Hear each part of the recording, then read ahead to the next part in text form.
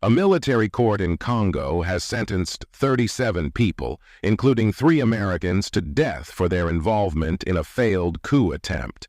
The group, which also included citizens from the UK, Belgium, Canada, and several Congolese nationals, was convicted on charges of terrorism, murder, and criminal association.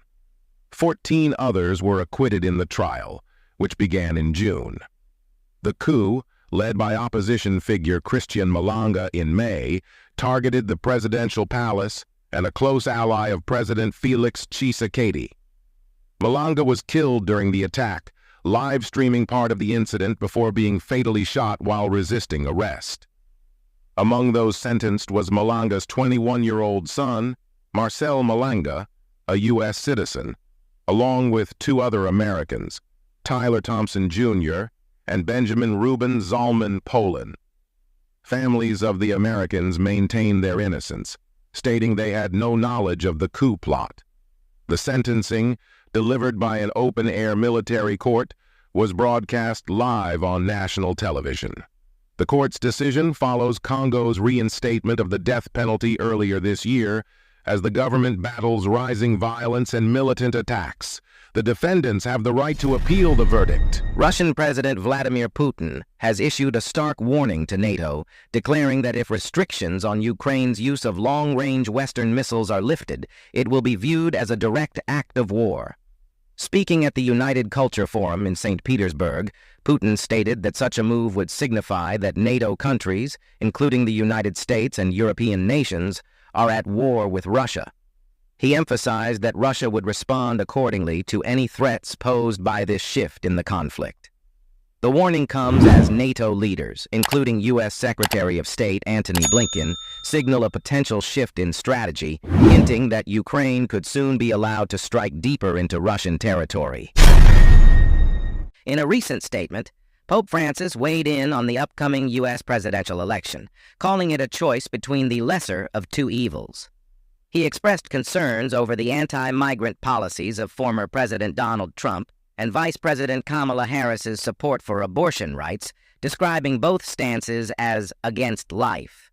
While reaffirming the Catholic Church's opposition to abortion, the Pope also highlighted the moral imperative to defend the dignity of migrants, reflecting his broader emphasis on holistic approaches to life issues. His remarks come as U.S. Catholics remain divided on political lines, with differing views on key issues like immigration and abortion. Korea has released rare images of leader Kim Jong-un touring a uranium enrichment facility, providing an unprecedented glimpse into the country's tightly guarded nuclear weapons program.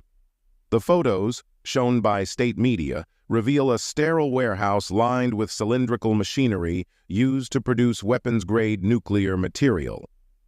According to North Korea's KCNA news agency, Kim's visit was part of a long-term plan to significantly increase nuclear production. Experts say these images reflect North Korea's growing confidence in its nuclear capabilities, heightening global concerns as the regime strengthens ties with Russia. At a leadership retreat in Wilmington last week, Kamala Harris's campaign chair, Jen O'Malley Dillon, provided a sobering assessment of the 2024 race for the White House. Despite a strong debate performance earlier in the week, Harris still lacks a definitive path to 270 electoral votes, according to the campaign's internal numbers. The campaign has highlighted challenges in key battleground states. Pennsylvania remains difficult, though not out of reach.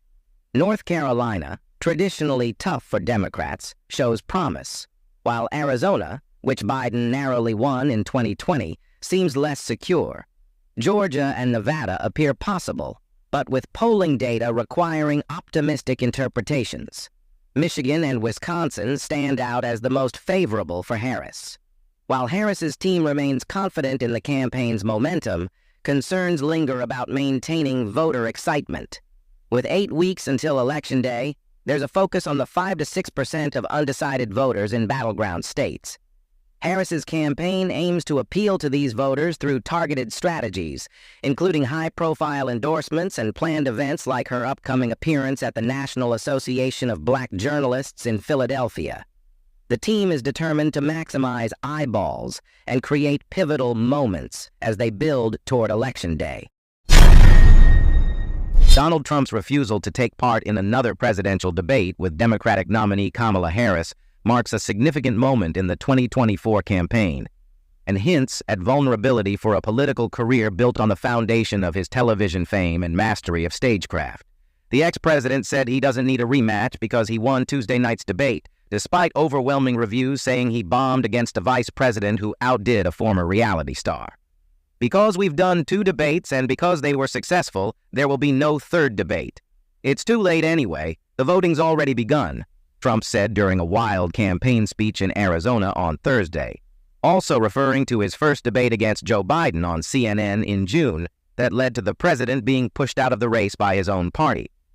But there's an alternative possible explanation, that Trump, who normally can't resist a chance to dominate the small screen, doesn't relish a repeat of a showdown in which he was unprepared and unfocused and squandered his best chance to take down his opponent in a cliffhanger election. The former president might be right to mitigate the risk. After all, polls show he's in a dead heat with Harris in a race in which the fundamentals on top voter priorities like the economy and immigration may favor him.